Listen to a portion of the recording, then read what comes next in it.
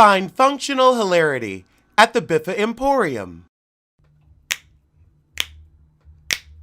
Girl, it's what I heard. Allegedly, it's just the word. Allegedly, it's on the street. Allegedly, I sing to the beat. Allegedly, lee, lee, lee. Allegedly, lee, lee, lee. Allegedly, lee, lee, lee.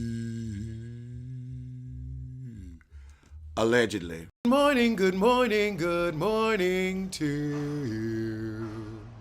Now, what's going on? Bethanny done interviewed Nene? Child, Bethanny said Carlos King ain't the only one out here that can get a click and a view off an interview with two. So let's see what these dry-faced heifers have to say. Nene is still whining about this damn closet. Oh my God, they went, and what did you have in there? Some old drawers? A bra? We know you wear bras. Hell, you got your bust out every chance you get. You've been giving us areola since Pillow Talk. Are you ever gonna stop whining about them going in that damn closet? Did you think they were gonna find your son in there or something? So the first question is Nene. She's gonna be okay. She's a woman in transition. Nene's become an overthinker. She's less trusting now because she thinks people are out to set her up. Bethanny said, well, you know, you're definitely on the Housewives Rushmore, and I don't give many people credit, but I give you credit. What credit do you have to give? You ain't Visa. You ain't Visa. I rarely give credit. Child, like you got a limit to raise.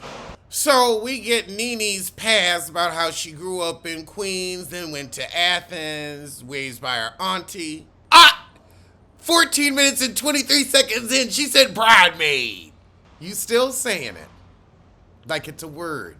Not ironically either, just like it's a word. Fascinating. Oh, Nene said that Greg is the love of her life and she experienced ultimate love. That's sweet. But she did not like Greg at first. They say that the person you end up with you normally don't like at first. I have so many people I don't like. It could be anyone. Oh my God. So apparently, Nene and her friends were in New York. They dropped by Bethanny's event. Nene has to go to Anderson Cooper's house as Andy's date because she was the shiny new toy. Bethanny really has an axe to grind with Andy, and I don't understand why. So Bethanny's hanging out with Nene's friends. They try to go to this club. They don't get let in. And because Bethanny is the entitled pink toe she is, she emails the club owner to get let in. Nene's friends are like, we can stay at STK, it's fine, the music is good here. No, I'm getting in. So she goes back, cusses out the bouncer, gets in, and that's the night she met Jason, her daughter's father, who she had the 10-year divorce with. And she said, if I had just listened to your friends, I wouldn't have been going through a divorce for 10 years. 10 years. Because you had to be a pushy feces. You ended up a hurt onky hay. So now we're talking about Nene's stripper days. So she used to work at Cheetah's strip club. She said she enjoyed stripping. It seems like fun. Like if you're in a nice club and you feel safe, it seems like you're just, at a party getting tipped. I think as long as you're not in Chuckalulu, you're okay. Chuckalula. Oh my goodness, Nene auditioned for Fighting Temptations. So now we're at the point in her life where she married Greg, and now that she ain't got to work, she took acting lessons and was trying to be an actress. Wait, so Nene was a stripper in Fighting Temptations? Hold on, I gotta look this up. What? Did they cut the scene? Oh, none of her scenes were present in the final edit of the movie. Aw, damn. Wait, so did Nene get to meet Beyonce? So then the casting director that was getting her little bit parts in LA sent the Real Housewives casting director her way, and she was the first to be cast.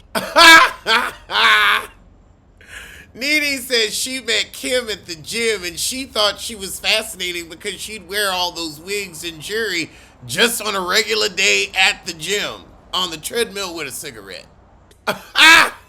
Nene said it was just so interesting because she was wearing a wig that looked like a wig. Wiggy, wiggy, wiggy, you can see it. It's acrylic. Wiggy, wiggy, wiggy, you don't want to touch it. It's itchy. Wiggy, wiggy, wiggy, but we know it's there. The shit's pretending it's her hair. Ba, ba, ba, ba, ba, ba, ba.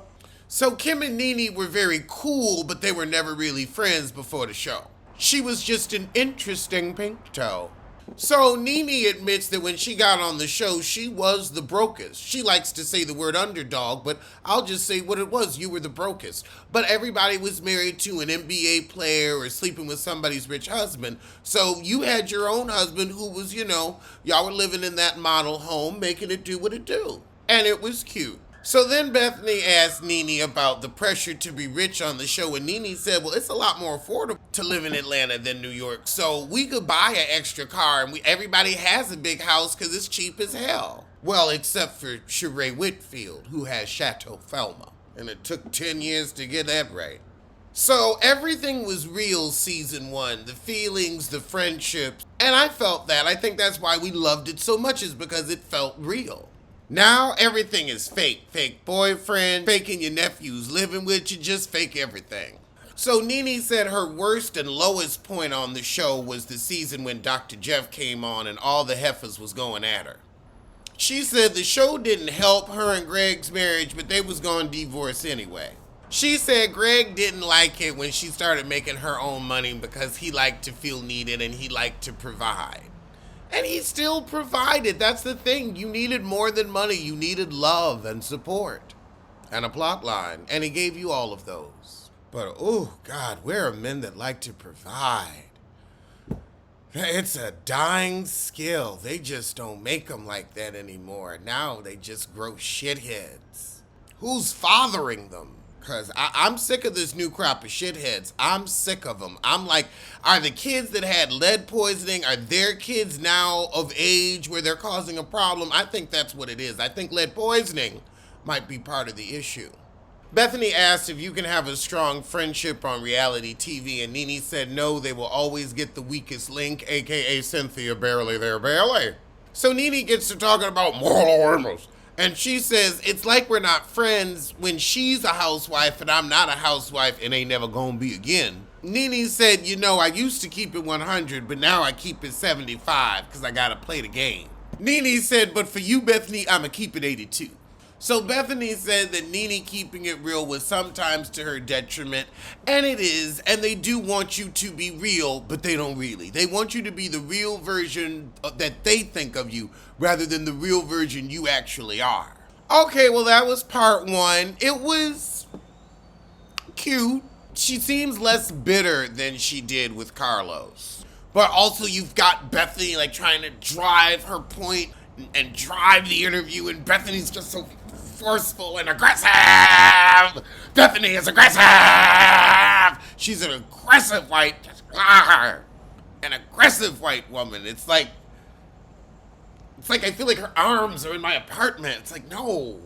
Alleged what? Alleged who? Allegedly, allegedly. Don't blame, don't sue. Allegedly, allegedly, allegedly.